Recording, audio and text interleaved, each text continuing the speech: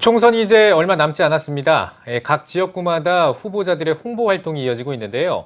건강한 사회를 위한 기독교인들의 올바른 정치 참여가 중요해 보입니다. 오늘 뉴스 더보기 시간에는 한국기독교공공정책협의회 사무총장인 김철영 목사와 함께 이야기 나누겠습니다. 목사님 안녕하십니까? 네, 안녕하십니까? 예, 반갑습니다. 총선이 다음 주로 다가왔습니다. 총선 한 주 전이면은 사실은 많은 이 총선 뉴스로 도배가 돼야 되는데 사실은 지금 코로나19 전국에 좀 가려진 듯한 느낌이 강합니다. 이 코로나19 사태가 이번 총선에 어떤 영향을 좀 미칠 거라고 보시는지 궁금하거든요. 네, 그렇습니다. 코로나19 사태가 지금 우리나라뿐만 아니라 전 세계 국가들의 재앙이 되다 보니까 모든 언론의 중심과 이슈가 이제 코로나19 사태 예방과 방역, 확진자 발생에 대한 뉴스로 초점이 맞춰지다 보니까 이번 제21대 국회의원 선거에 대한 그 관심이 언론뿐만이 아니라 우리 국민들에게도 굉장히 저하된 그런 상황이고요. 그러다 보니까 이제 이 국회의원 선거가 이제 직접 이 후보자들이 유권자들을 대면하는 접촉하는 것이 어렵게 됐지 않습니까? 그러다 보니까 개인적으로 이제 유튜브에 방송을 개설한다든가 SNS라든가 전화 문자라든가 이렇게 해서 선거운동을 하면서 또 독특하게 하나 발생한 것은 이제 코로나19 사태를 정치적으로 유권자들을 섬기는 계기로 삼아서 마스크를 자체적으로 이렇게 제작을 해서 배분한다든가 또는 이렇게 분무기통을 들고 지역의 이제 방역을 위해서 소독을 이렇게 하는 그런 모습들 아주 흥미로운 그런 모습들을 보고 있습니다. 그 전에 있던 선거에서는 볼 수 없었던. 전혀 볼 수 없었던 것이고요. 또 특별히 이번 총선 같은 경우 지난해 말에 선거법 개정이 있고 난 후에 치러지는 선거이기 때문에 여러 가지 변화도 있을 것 같거든요. 어떤 것들 주목해서 봐야 할까요? 사실은 이번 제21대 국회의원 선거는 유례가 없는 선거입니다.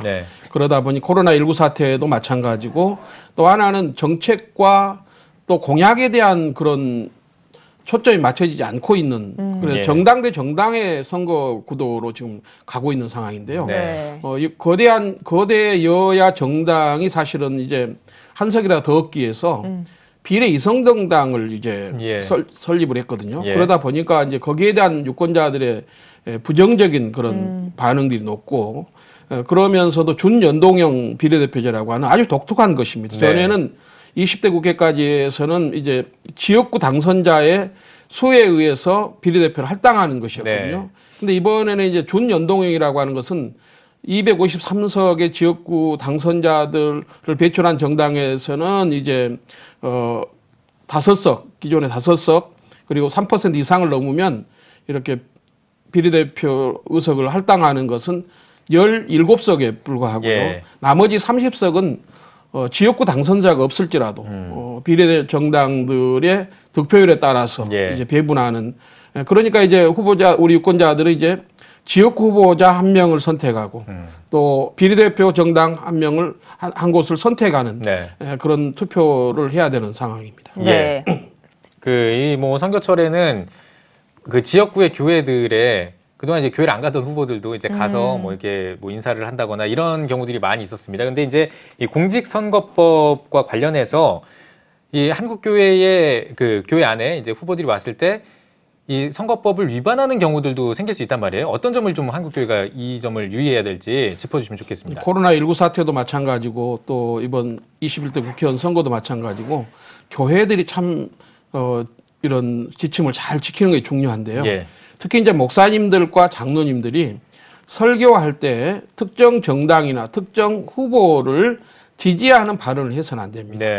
장로님들이 대표기도를 할 때도 마찬가지로 특정 후보나 특정 정당을 지지하는 발언 또는 설교나 기도 중에서 우리 한국교회가 그동안에 계속 이렇게 반대해왔던 그런 성경적 가치를 거스리는 동성애 문제, 동성혼 문제, 또 차별금지법안 문제, 또 이러한 국가인권기본계획 NAP라고 하죠. 그 독소조항 삭제에 대한 요구라든가 이런 내용들을 언급을 하는 것은 무방하겠으나 이런 것을 지지해야 하는 후보를 선택해서는 안 된다라고 하거나 이렇게 그래서 특정 정당이나 특정 후보가 유추될 수 있는 그런 발언과 표현도 선거법에 저촉이 되기 때문에 조심해야 되고요. 또 하나는 이제 후보자가 교회들을 방문하지 않습니까? 그럴 경우에 단순 소개는 가능합니다. 어떤 정당의 어떤 후보가 우리 교회를 방문했습니다까지 되는데 지지를 유도해서는 안 되고요. 또 후보자가 자기가 출석하는 교회에 헌금하는 것은 무방해요. 관례니까. 그러나 타 후보가 교회에 출석하지 않은 후보가 와서 헌금하는 것도 선거법에 저촉되는 것입니다. 그렇군요. 네. 굉장히 신중하게 선거법을 주의해야 됩니다. 네. 또 한국기독교공공정책협의회가 네. 공정한 선거를 위해서 클린 투표 10대 지침을 발표했다고 들었거든요. 네. 어떤 내용인가요? 네, 사실은 이제 세계 성시아 운동본부가 중심이 돼서 진행을 하고 또 기독 공공정책협의회가 함께하고 있는데요. 네.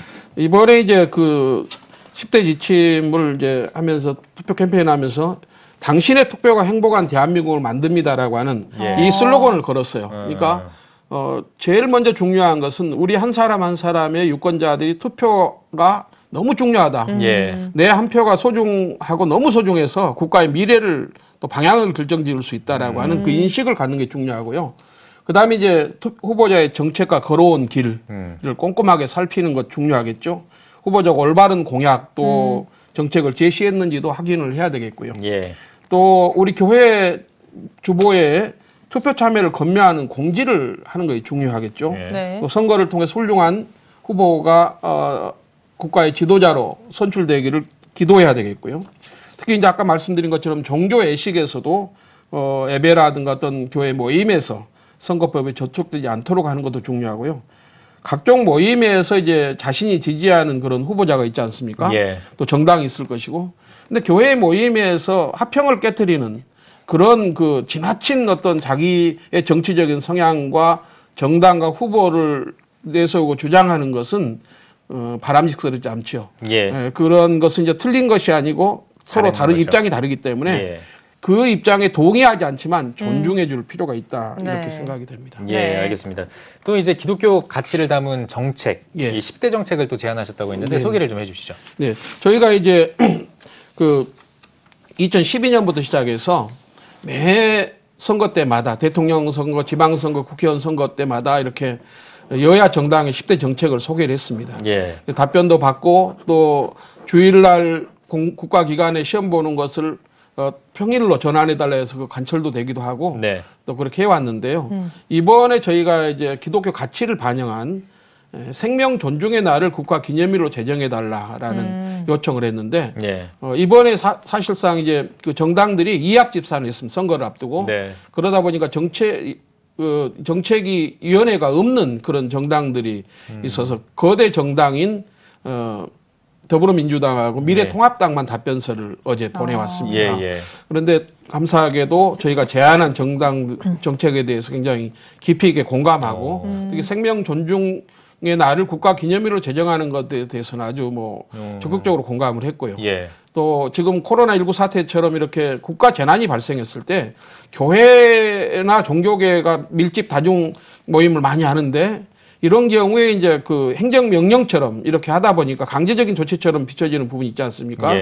예방을 위해서. 그런데 이를 위해서는 미리 이런 재난을 예방하기 위해서 정부와 지자체 그리고 종교계 특히 민관이 같이 협력하는 위기관리 시스템을 구축하는 걸 제안했는데 아주 좋다고 답변을 받았고요. 또 하나는 이제 정치개혁 20대 국회를 우리가 살펴보았듯이 너무 정치가 정말 개혁돼야 된다. 이런 여론이 너무 높지 않습니까? 그래서 정치개혁을 위해서 국회의원 국민소환제를 제가 공약으로 정책을 제안했는데 이미 그 부분에 대해서 이제 공약으로 내세운 정당도 있을 만큼 호응이 크고 또 하나는 이제 보수와 진보, 여야를 가릴 것이 국가적인 최대 이슈 중에 과제 중에 하나가 이제 초저출산 국가, 0.9명대로 떨어진 이 저출산 문제 극복을 위해서 교회가 또 할 수 있는 그런 보육과 출산의 어떤 센터 역할을 또 버려진 아이들을 위해서 우리가 이렇게 구조하고 생명을 보호하기 위해서 전국의 시도에 중요한 곳에 교회들을 중심으로 해서 베이비박스를 설치하고 또 운영하면서 지원할 수 있는 이런 시스템, 이런 부분이라든가 몇 가지를 했는데 아주 긍정적인 답변을 얻었습니다. 알겠습니다. 정말로 건강한 사회를 만들기 위해서 기독교인들의 올바른 정치 참여가 참 중요할 텐데요. 목사님, 이를 위해서 제언의 말씀을 해주신다면 어떤 것들이 있을까요? 네, 정교 분리를 강조하지 않습니까? 정치와 종교는 분리됐다. 당연히 맞는 말씀입니다. 그렇다고 해서 우리 그리스도인들 유권자 한 사람 한 사람 국민이 정치에 무관심하라는 것은 아니고요. 예. 정치에 적극적으로 관심을 갖고 참여해야 됩니다. 다만 우리 크리스찬 개개인이 정치에 참여하고 관심을 갖는 것이지 교회와 교단과 연합기관, 단체들은 그 단체의 목적에 설립의 목적에 맞게 정치화가 돼서는 안 되겠죠. 집단으로 그렇게 정치적인 어떤 그런 참여는 굉장히 논란의 소지가 있고 굉장히 위험한 소지가 있습니다. 그래서 각 개인이 이제 정치에 적극적으로 참여해야 되는데 우리가 지난해부터 쭉 봐왔던 것처럼 굉장히 어떤 그런 한국 교회 일부에서 그렇게 높은 그런 어떤 정치적인 어떤 반대 의견의 표출이 높았지 않습니까? 그런데 가장 중요한 것은 뭐냐면 가장 자유민주주의 국가에서 합법적인 의사의 표현이 있고 저항의 수단이 있는데 그것은 투표하는 것입니다. 그래서 투표를 통해서 우리의 의사를 잘 표출하는 것이 중요하다는 생각이 들고요. 그리고 또 선거를 적극적으로 참여하도록 독려하고 격려하되 갈등을 유발하는 식의 방식은 기독교인들 교회가 자제해야 된다라고 하는 것.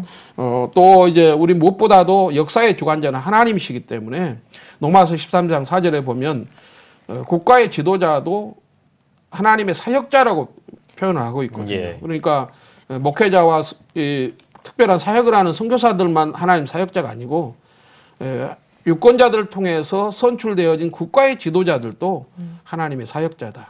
다시 말하면 존중하고 존경하고 지지하고 성원하면서 혹시 잘못된 그런 방향이라든가 어떤 그런 정책이나 이런 부분에 대해서는 온건하고 겸손하게 의사를 표출해야 되겠고 그 의사 표출의 가장 중요한 수단은 투표라는 거 인식했으면 좋겠습니다. 네. 지금 방금 말씀해 주신 그 투표 이제 다음 주면 진행을 합니다. 또 이번 주 금요일부터는 또 사전 투표를 실시하고요.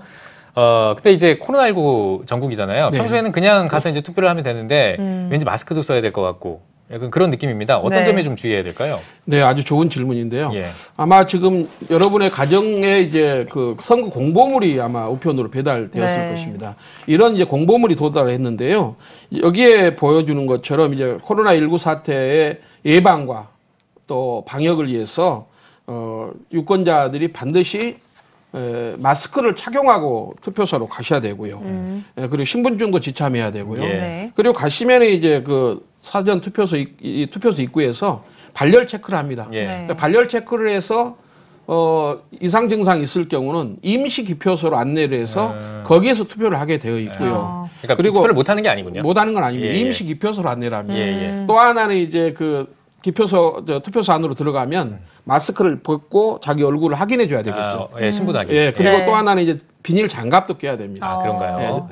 전염되지 않도록 하기 위해서. 그래서 여러 가지 좀 불편하겠지만 이런 부분들을 잘 수칙을 지켜주셔야 되고 또 뭐 우리가 잘 아는 물리적 거리, 사회적 거리라고 하는 1m 정도 거리를 유지하는 것 이런 부분도 꼭 명심하셔야 되겠습니다. 유례 없는 선거네요. 유례 없는 선거입니다. 총선을 얼마 앞두지 않은 상황에서 여러 가지 할 일들 많으실 것 같은데요. 앞으로의 계획도 소개를 해주시죠. 네, 저희는 이제 그동안 기독교 가치를 반영한 그런 정책 연구와 개발 그리고 또 그거를 정부와 국회 또 지자체 이렇게 제안하면서 이렇게 계속 추진을 해왔습니다. 그래서 이게 기독 공공정책협의회는 이제 2012년에 교단 또 연합기관 단체 전문가들로 해서 이제 구성이 돼서 이렇게 해왔는데 한국교회가 조금 더 다수의 목소리를 내는 식의 물리적인 그런 행동보다는 이렇게 정책적인 접근에 좀 관심을 갖고 또 저희가 그렇게 앞장서서 그렇게 해나가도록 하겠습니다. 네, 알겠습니다. 자, 이제 마지막 질문입니다. 한국교회와 성도님들을 위해서 메시지 전해주시고 대담 마무리하죠. 다시 한번 제가 이제 저희 세계 성시아 운동본부 한국기독교 공공정책협의회가 공동으로 지금 진행하고 있는 투표자매 캠페인 슬로건을 보여드리겠습니다. 당신의 투표가 행복한 대한민국을 만듭니다. 우리 한 사람 한 사람이 나라와 민족을 위해서 기도하고 또 애정을 갖고 지금까지 이렇게 실천해 왔는데 정말 신앙적 애국운동의 가장 핵심은 투표입니다. 선거에서 정말 하나님이 기뻐하시는 또 정책과 비전과 역량과 자질과 인품을 갖춘 존경받는 그런 후보자, 그런 후보자가 없다 할지라도 차선의 후보자를 선택을 위해서도 반드시 이제 10일과 11일 사전 투표가 진행되고요. 4월 15일 투표일에 반드시 가셔서 투표에 참여해 주셔서 우리가 그토록 기도하고 또 바라는 건강하고 행복하고 또 모두가 더불어 잘 사는 아름다운 나라를 만들어 갔으면 좋겠습니다. 예. 네. 네. 오늘 뉴스 보기 시간에는 한국기독교 공공정책협의회 사무총장 김철영 목사와 함께 이야기 나눠봤습니다. 목사님 나와주셔서 고맙습니다. 고맙습니다.